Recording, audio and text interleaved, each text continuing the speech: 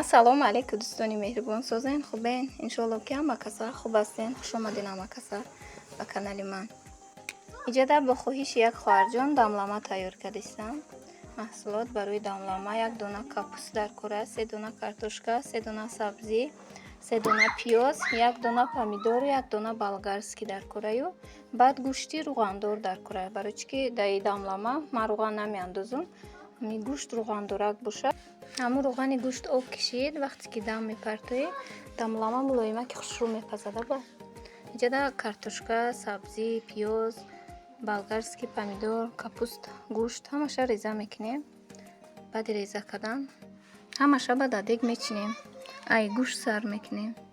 ба вақте ки картошкаву пиёза ки мондем, кам камаки ҳамашро намак мекунем, ки вақте ки дам мепартоӣ бенамак боша. Агар картошка, сабзӣ об мешава, барои ҳамин намак кардам дар кор, ҳар як қабаташ кам камаки.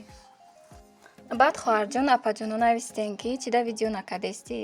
Вақти кор сар шидаги апаҷоно хоҳарҷоно иси банка маҳкам кардистам, хонамда устодорум.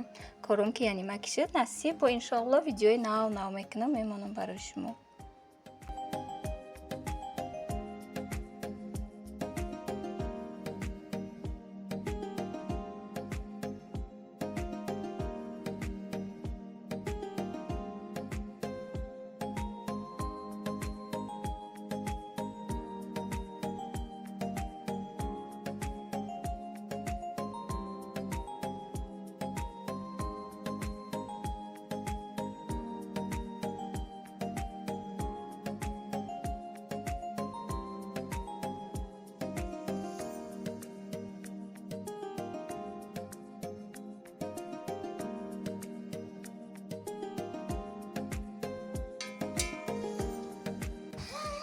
иҷода якум қабат гӯшта мечинем. дуюм қабатишда пиёз меандозем. баъди пиёз андохтанмон ба сабзия меандозем. баъдаш картишкара меандозем. баъд болгарский меандозем. намак, приправа, зираву мурч меандозем. ба капуста ки мондем хушрӯ карда реза мекунем капустаи. баъди капуст помидора дар болош реза мекунему. намак мекунем, бо айболош камтарак приправа зира мекунему ва даҳанша мепӯшонем.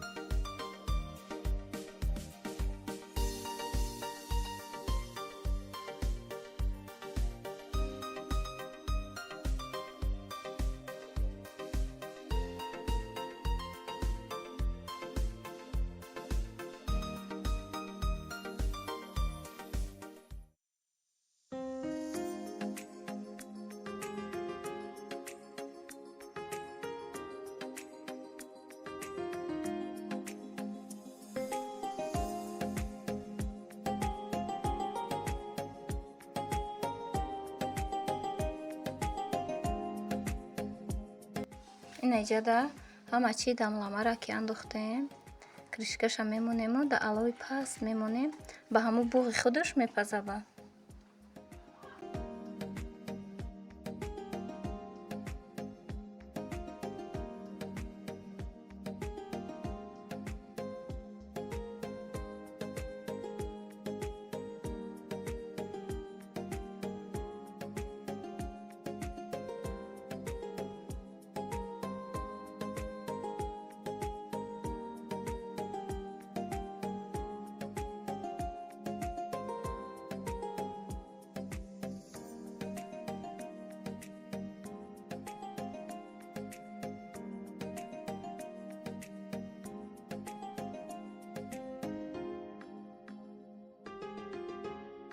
ایجاده بوشه کم ترک بلوچکه کردم گفتم خیلی ایشم موار کنم ایشم تماشا کنیم.